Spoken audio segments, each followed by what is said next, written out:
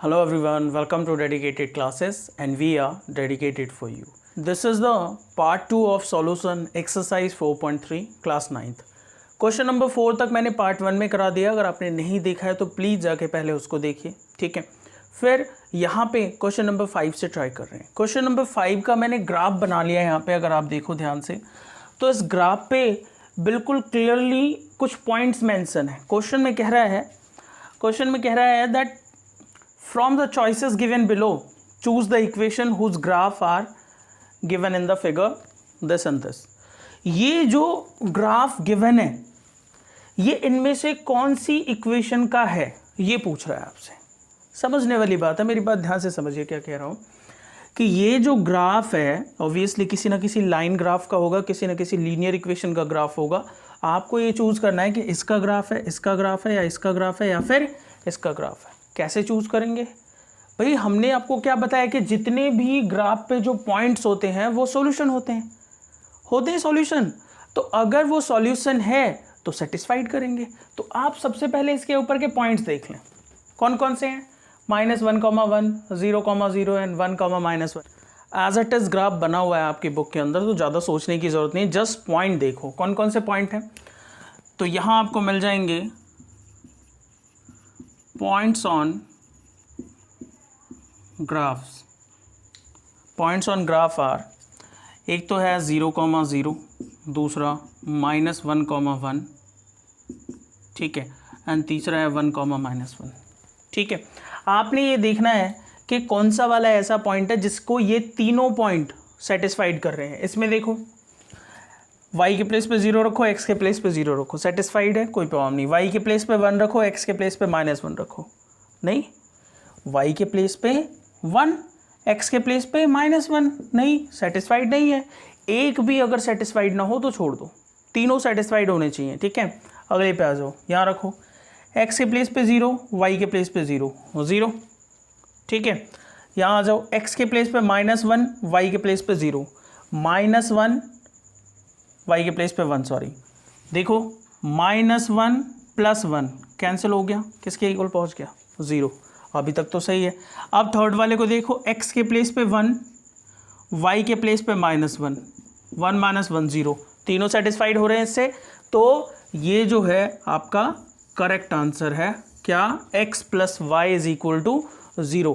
बाकियों को चेक करने की जरूरत नहीं, अगर चाहो तो कर लो। That sense 0, 0, -1, -1 and 1, -1 satisfied x + y = 0. So this is the graph of x + y = 0. Clear? बिल्कुल आसानी से समझ में आया होगा। सेकंड पार्ट पे आ जाओ, इधर देखो ध्यान से, बोर्ड पे देखना अगर बोर्ड दिख रहा हो तो। यहाँ पे जो पॉइंट्स दे रखे हैं वो कौन कौन से हैं? देखो -1, 3, नेक्स्ट पॉइंट 0, 2, नेक्स्ट पॉइंट 2, 0। अब मेरी बात ध्यान से समझो, ये 4 पॉइंट्स हैं। आप एक एक करके रख के चेक करो कि किस में सूटेड हो रहा है और किस में नहीं हो रहा है। फर्स्ट वाले को देखते हैं। देखो y पे 3 है, 3 -1 + 2 क्या इक्वल आ रहा है? नहीं आ रहा है। तो ऑब्वियसली ये सॉल्यूशन नहीं है। एक पॉइंट भी सेटिस्फाइड ना करे छोड़ दो उसे, अगले वाले पे चलो। देखिए सॉल्यूशन ना होने के लिए अगर एक भी सेटिस्फाइड ना करे तो सॉल्यूशन नहीं है, ठीक है। सॉल्यूशन होने के लिए सारे सेटिस्फाइड करने चाहिए। अगले पे आ जाओ, y = x - 2 रखो, y के प्लेस पे 3, x के प्लेस पे, y के प्लेस पे 3 एंड x के प्लेस पे -1, -1 - 2, 3 = -3। क्या ट्रू स्टेटमेंट है? नहीं, तो ये भी सॉल्यूशन नहीं है। नेक्स्ट देखो, थर्ड वाली इक्वेशन को चेक करते हैं। पहली दोनों तो है नहीं, अब थर्ड वाली को चेक करते हैं। y = -x + 2, -x + 2, ये इसे पुट करो पहले। y के प्लेस पे 3 और x के प्लेस पे -1 पुट करके देखो। 3 x के प्लेस पे -1, माइनस प्लस, ऑब्वियसली यहाँ तक ये ट्रू है, सेटिस्फाइड कर रहा है। नेक्स्ट वाले को देखो, 0 + 2, 0, 2, x के प्लेस पे 0, y के प्लेस पे 2। देखो इस वाली इक्वेशन में, ठीक है। x के प्लेस पे 0 तो यहाँ 0 हो जाएगा, y के प्लेस पे 2, 2 इज इक्वल टू 2, तो ये भी सेटिस्फाइड है अभी तक। थर्ड वाले में देखो 2,0, x के प्लेस पे 2 रखो यहाँ पे, और y के प्लेस पे 0, यहाँ 0 रख दो, -2 + 2, ये भी कितना हो गया 0। तो सारे पॉइंट जो हैं वो सेटिस्फाइड हो रहे हैं किससे, y is equal to -x + 2। ठीक है, देखिए ज़्यादा कुछ करने की ज़रूरत नहीं है, ऑप्शनल क्वेश्चन है, टिक मार्क करना है, ठीक है। बट फिर भी आपको इसको रिप्रेजेंट करना है अपनी नोटबुक के अंदर, जिससे आपको आइडिया रहे कि आपने किया क्या है। पूरी थ्योरी यही सेम मेंशन करना है और इसको भी लिख लेना है, ठीक है। करो, फिर नेक्स्ट करते हैं। नेक्स्ट क्वेश्चन देखते हैं। नेक्स्ट क्वेश्चन में कह रहा है, पूरा क्वेश्चन आप बुक से पढ़ो तो ज़्यादा बेटर है, बट फिर भी यहाँ पे मैंने लिख दिया है, पूरा नहीं लिखा है एज इट इज़, थोड़ा बहुत कम किया है।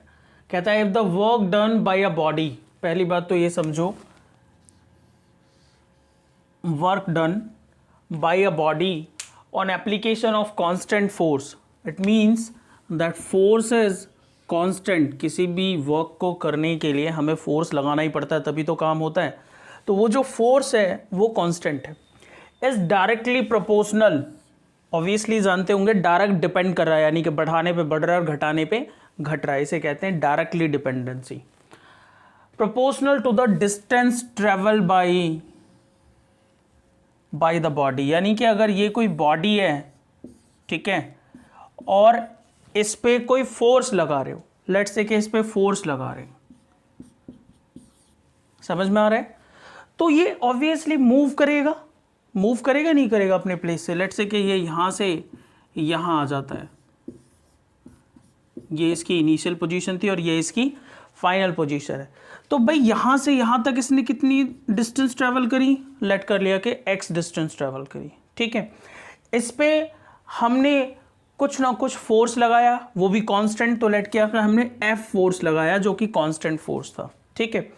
अब वो कह रहा है कि वर्क डन कितना हुआ, तो हम ये लेट कर लें कि अगर वर्क डन y है,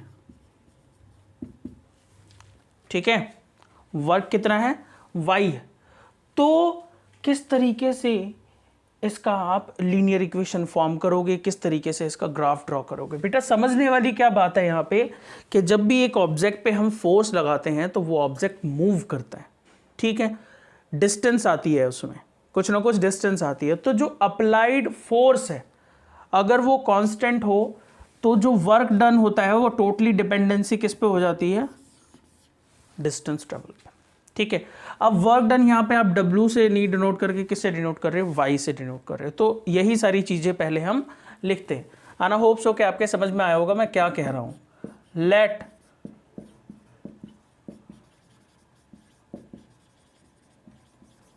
distance travel by body is equal to x unit, ठीक है, and work done by body is equal to y unit. उल्टा भी लेट कर सकते हो, कोई बड़ी बात नहीं है, जैसा आपका मन करे वैसा लेट करो, ठीक है, क्योंकि बुक में ऐसा कुछ कह नहीं रहा है कि वर्क को आप x लेट करो या उसको y लेट करो, कुछ नहीं कह रहा है, ठीक है। अब अकॉर्डिंग टू द क्वेश्चन, बेटा मेरी बात ध्यान से समझो, ये जो प्रोपोर्शनल वर्ड है आपने साइंस में भी कई बार पढ़ा होगा, बट फिर भी यहाँ पे प्रोपोर्शनैलिटी का मतलब डिपेंडेंसी होती है, और डायरेक्ट प्रोपोर्शनल हो तो जैसे आपने 8th में एक चैप्टर पढ़ा डायरेक्ट एंड इनवर्स, बिल्कुल सिमिलरली उसी तरीके से वो कह रहा है कि जो वर्क है, ठीक है, वो किस पे डिपेंड कर रहा है, जितनी डिस्टेंस ट्रेवल हो रही है। क्लियर, समझ आ रही है बात क्या कह रहा हूँ। वर्क किस पे डिपेंड कर रहा है, डिस्टेंस पे। अब ये साइन है प्रोपोर्शनल का, कुछ इस तरीके से बनता है, ठीक है। इस साइन को रिमूव करने के लिए कांस्टेंट लगाते हैं और ये रिमूव होके क्या आ जाता है, इक्वल का साइन। और कांस्टेंट यहां पे मैं इस कांस्टेंट को क्या लेट कर रहा हूं, f, y is equal to fx, where f is any proportional constant, ठीक है, clear, and here f is force, क्योंकि कांस्टेंट क्या है, फोर्स है।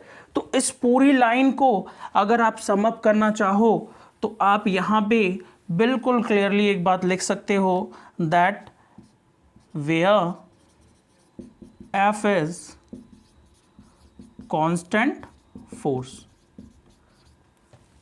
क्लियर, कोई प्रॉब्लम नहीं। अब आगे इस क्वेश्चन में कुछ कह रहा है, देखो, express this in the form of linear equation, draw the graph tracking force as 5 unit. तो लीनियर इक्वेशन तो ये आपकी हो गई, ठीक है। अब वो कह रहा है कि आपको ग्राफ ड्रॉ करना है जब फोर्स की वैल्यू कितनी लोगे आप, 5 यूनिट लोगे। कितनी लोगे, 5 यूनिट लोगे। तो if F is equal to 5 unit, then देखो बच्चे ध्यान से, ऐसा क्वेश्चन मैंने एक इंट्रो में भी कराया है, तो जिस बच्चे को प्रॉब्लम हो वो इंट्रो देख ले, ज़्यादा बेहतर हो जाएगा। एफ के प्लेस पे 5 रख दो, y is equal to 5x, और ये इस तरीके की इक्वेशन हो गई जिससे हम बिल्कुल फैमिली है ना, जिसको हम अच्छे से जानते हैं, है ना। बहुत सारे सॉल्व किए ना आपने, बस उसका ग्राफ बना दो जैसे बनाते आए हो। सॉल्यूशन बॉक्स बना लेते हैं एक,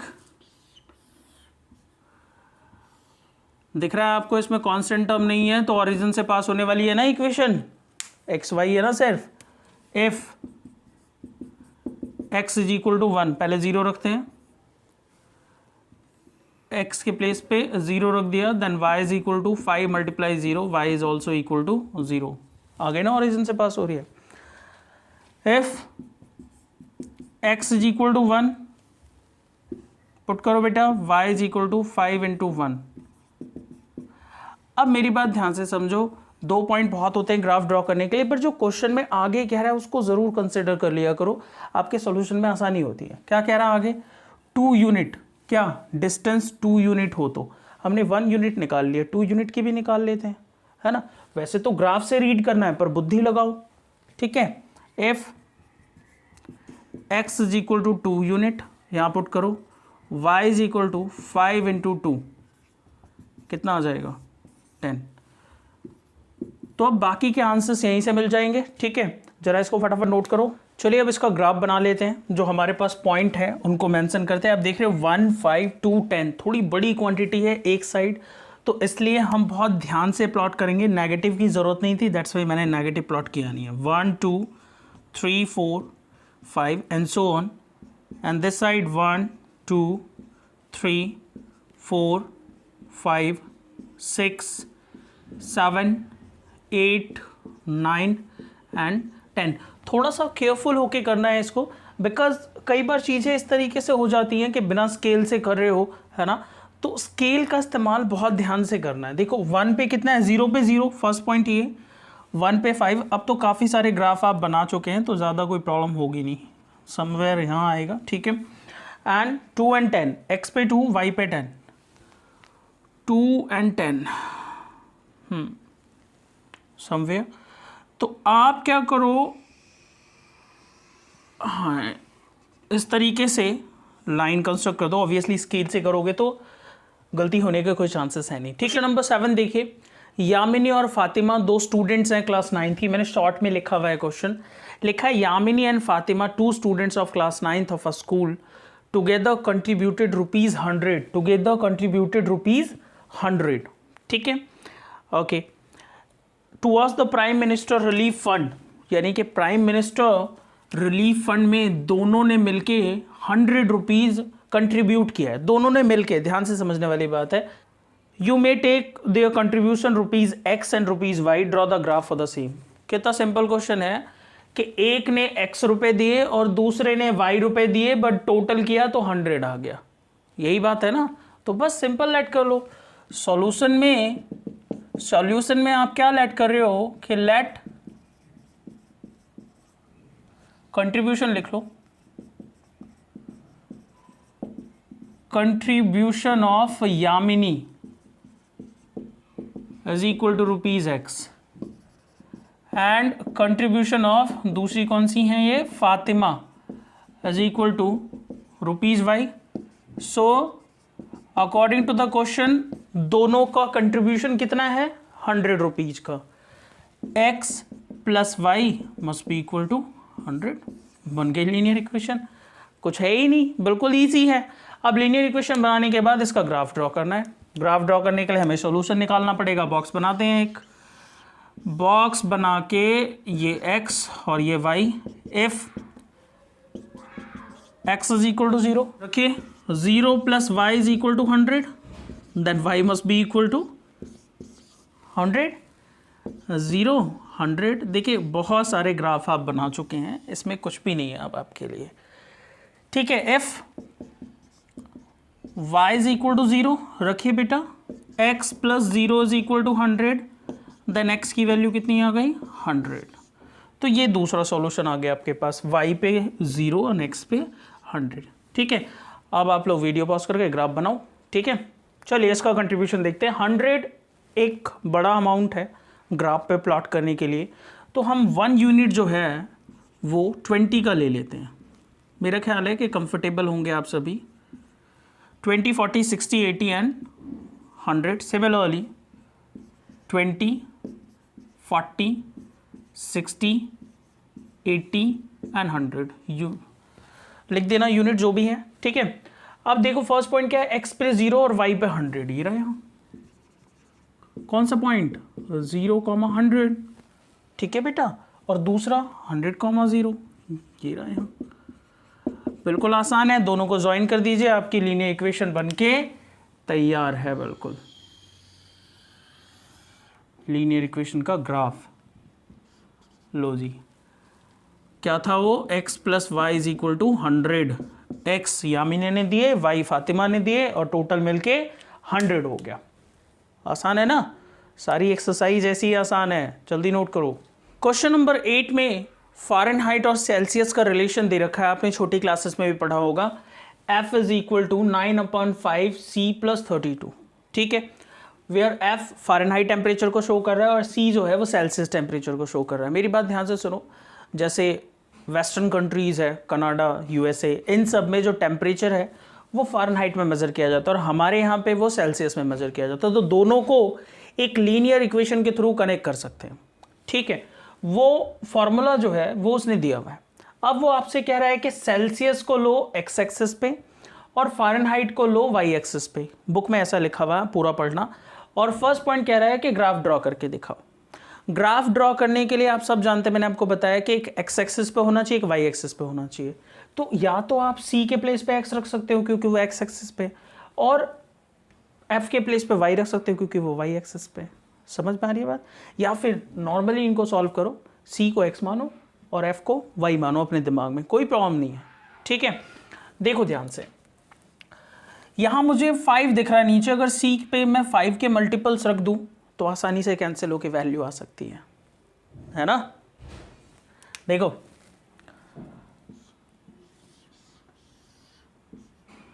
वीडियोस को लाइक शेयर भी कर दिया करो भाई, ऐसे कोई पैसे तो लगते नहीं इसमें, है ना। एफ सॉरी यहाँ जो सी कर दो और यहाँ एफ कर दो। If C is equal to 0 put करो। देखो सी के प्लेस पे क्या पुट किया मैंने, 0 पुट किया। रखना बेटा, देखना f is equal to 9/5 multiply 0 plus 32, ये 0 हो गया सारा। f की वैल्यू क्या आ गई 32, ठीक है, इजी है। अब c के प्लेस पे कोई 5 का मल्टीपल ले लो या 5 ले लो। If c is equal to 5 रखो, f is equal to 9/5 multiply 5 plus 32, 5 से 5 कैंसिल, 9 प्लस 32 बेटा कितना आ गया 41, कितना आ गया 41। हमने क्या किया, c के प्लेस पे 5 रखा तो यहाँ आ गया 41, ठीक है। देख रहे हो, जब हमारा सेल्सियस 0 होता है तो फ़ारेनहाइट ऑलरेडी 32 डिग्री होता है, 32 फ़ारेनहाइट होता है टेम्परेचर, समझ रहे हो ना, इतना आगे है उनका। चलो अब एक नेगेटिव वैल्यू भी ले लेते हैं क्योंकि मेज़र करने में आसान होगी ना इसको। तो if c is equal to -5, then f is equal to 9/5 multiply -5 plus 32, 5 से 5 cancel, f is equal to -9 plus 32 which is equal to 23, ठीक है। तो अगर हम -5 रखते हैं तो भी कितना आ गया 23, कोई प्रॉब्लम। ग्राफ ड्रॉ करते हैं, आप इसको नोट करो फटाफट। चलिए अब इसका ग्राफ प्लॉट कर लेते हैं। हम सब ने देखा कि इसके जो पॉइंट्स हैं वो थोड़े वेरिएट कर रहे हैं। इट मींस 1 में है, 2 में है, जैसे 32 है, 41 है, 23 है। तो इसके लिए बहुत ज़रूरी है हम कि 10-10 का गैप ले। आपके पास ग्राफ शीट होगी, कोई मुश्किल होने वाला नहीं है, आपको बिल्कुल आसानी से आप ड्रॉ कर सकते हो। मेरे लिए थोड़ा सा प्रॉब्लम है क्योंकि मुझे बाकी के पॉइंट्स भी निकालने हैं, सो दिक्कत है। इसलिए मैंने ये 10-10 का गैप लेके एक ये सेल्सियस स्केल है और ये फ़ारेनहाइट स्केल है, ठीक है।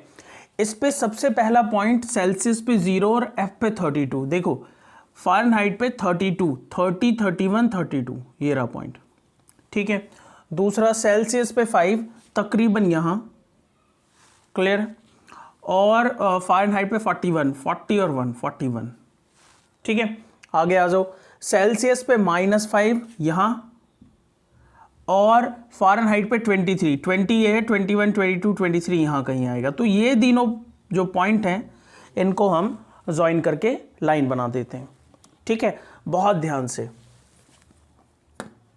देखते हैं कहाँ इंटरसेक्ट करते हैं ये। आपके लिए बिल्कुल एक्यूरेट खींचेगी लाइन और बिल्कुल एक्यूरेट वहीं इंटरसेक्ट करेगी जहाँ आप चाहते हैं, क्योंकि आपके पास ग्राफ शीट होगी और वैल्यूज़ बिल्कुल इक्वल होंगी। देखिए बोर्ड पे आप भी जानते हो कि कुछ एरर्स बिल्कुल पॉसिबल हैं, ठीक है। तो ये आ गया -10 और ये आ गया -20, तो दोनों के बीच में कहीं पड़ रहा है। देखते हैं कि आगे के क्या पॉइंट्स हैं। नेक्स्ट पॉइंट कह रहा है आपसे कि if the temperature is 30 degree Celsius, what is the temperature in Fahrenheit. देखो सेल्सियस स्केल पे 30 ढूंढो, ठीक है। सेल्सियस स्केल पे 30, ये रहा 30, इसको परपेंडिकुलर ड्रॉ करो ऊपर तक।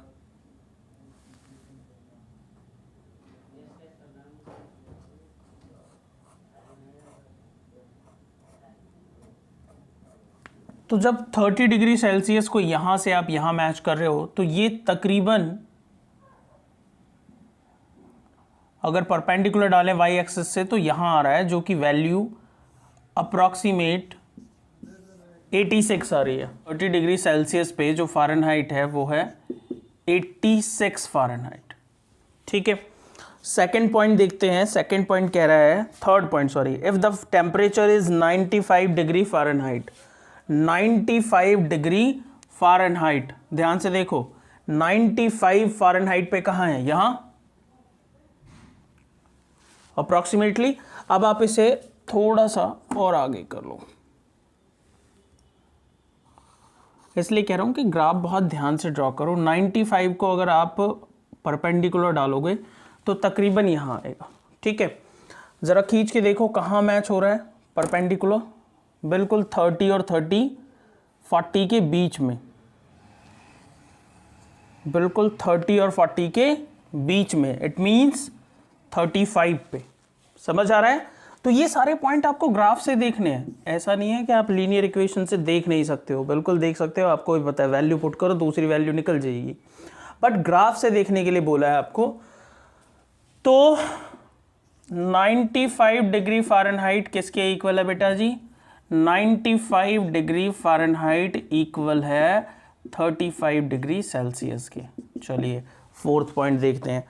फोर्थ पॉइंट कह रहा है कि if the temperature is 0 degree Celsius, ध्यान से सुनिए, if the temperature is 0 degree Celsius, what is the temperature in Fahrenheit, and if the temperature is 0 degree Fahrenheit, what is the temperature in Celsius. दोनों बातें पूछ रहा है।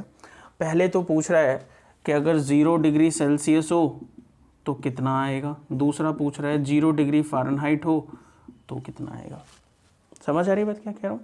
0 degree Celsius, सबसे पहले x की वैल्यू 0, ये सेल्सियस स्केल है ना, तो सेल्सियस स्केल पे 0 लिखना है तो y पे देखेंगे कहाँ कट कर रहा है, बिल्कुल यहाँ जो पॉइंट हमने निकाला भैया किस पे, 32 पे, 32 पे। समझ आया।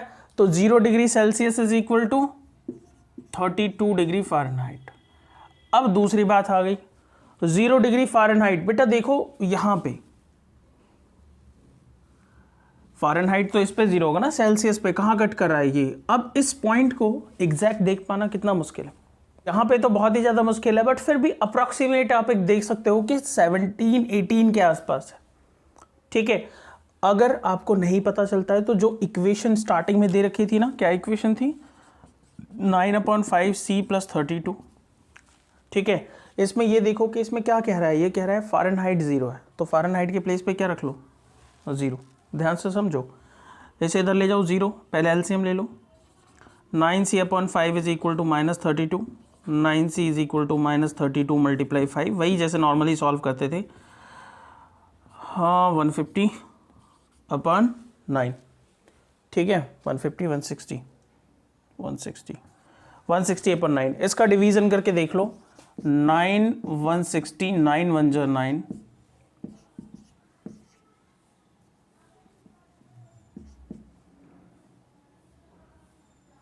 63, 7.0 77 अप्रॉक्सीमेटली, तो ये आ गया 17.8। समझ आया क्या कह रहा हूँ? तो इस तरीके से कई बार अगर आप फंसो, बहुत माइनर कैलकुलेशन हो रही है ऐसे क्वेश्चन में, तो इस तरीके से सॉल्व करके देख लेना। तो 0 डिग्री फ़ारेनहाइट जो है वो 17.8 डिग्री सेल्सियस के इक्वल है, वो भी कैसा, माइनस का। समझ आ रही बात क्या कह रहा हूँ? ग्राफ से पता चलता है, बट ये कैलकुलेशन आप रफ कॉपी में चेक भी कर सकते हो अपने लिए कि भाई हम सही लिख रहे हैं या नहीं लिख रहे हैं। क्लियर है? क्योंकि समटाइम आप देखो 17.7777 कहाँ ग्राफ पे प्लॉट कर सकते हो, नहीं ना, तो दैट्स वाई इसको चेक कर लेना एक बार, सही होता है कि 17.8। वैसे तो आपको लर्न हो जाते हैं ये कि सेल्सियस 0 डिग्री पे 32 फ़ारेनहाइट होता है, अगर हम 0 डिग्री फ़ारेनहाइट ले लें तो -17.8 डिग्री सेल्सियस होगा। कुछ उन्हें छोटी क्लासेस में लर्न भी करा होगा। नेक्स्ट पॉइंट देखते हैं, 5th कहता है कि is there any temperature which is numerically same in both the scales. Numerically same, sign से कोई फर्क नहीं पड़ता। क्या कोई ऐसा टेम्परेचर है जिसपे दोनों की वैल्यूज इक्वल है? अब बेटा मेरी बात ध्यान से समझो, कहीं एक ऐसा पॉइंट दिखाई दे रहा है आपको जिसमें इक्वल हो जाए, जैसे इस पे 10 ले रहे हो तो इस पे 20 आ रहा है, इस पे 30 ले रहे हो तो इस पे 20 आ रहा है, कोई ऐसा पॉइंट कहीं भी देखो बराबर बराबर पीछे दिख सकता है। देखो 40 पे मिलाओ। अब आप कहोगे सर ऐसे कैसे पता चल गया? बेटा जी ऑब्जर्वेशन से, जब आप ग्राफ बनाओगे ना एक्यूरेट, तो आपको देख के तुरंत पता चल जाएगा कि हाँ ये 40 बराबर कैसे लग रहे हैं। कैसे लग रहे हैं बेटा जी? बराबर पे लग रहे हैं, ठीक है। अब मैं ज़बरदस्ती मिला दूँ इसको, हट जा भाई, थोड़ा सा ध्यान लगाइए आप लोग, और आप पाएंगे कि ये जो वैल्यू है ये तकरीबन 40 पे इक्वल आ गई है, -40 पे, ठीक है। तो यहाँ से क्या पता चला कि -40 और -40 दोनों इक्वल है। It means that -40 degree Celsius both are numerically equal. Equal मत लगा देना बेटा जी, न्यूमेरिकली इक्वल। तो जो मैं समझाना चाह रहा हूँ वो आपके समझ में आया होगा कि सबसे इम्पॉर्टेंट है आप इसका ग्राफ ड्रॉ करो। ग्राफ ड्रॉ करने के बाद आप बहुत अच्छी तरीके से ये देखो कि हमारे पास क्या रह गया है, क्या पॉइंट्स निकालने हैं। ग्राफ आपका बिल्कुल स्ट्रेट लाइन होना चाहिए, पेंसिल शार्प होनी चाहिए, ठीक है, बिल्कुल शार्प होनी चाहिए, और अच्छी तरीके से इसको कंस्ट्रक्ट करके देखो। इम्पॉर्टेंट क्वेश्चन है, एग्ज़ाम में बहुत ज़्यादा पूछा जाता है, ठीक है। तो इस तरीके से ये एक्सरसाइज फाइनल हो जाती है। एंड प्लीज़ लाइक करिए, शेयर करिए, और सब्सक्राइब ना किया हो तो कर लीजिए, क्योंकि आगे और बहुत सारी वीडियोज़ आने वाली है, और टर्म फर्स्ट की पूरी ज़बरदस्त तैयारी करने वाले हैं हम सभी, ठीक है। Thank you so much.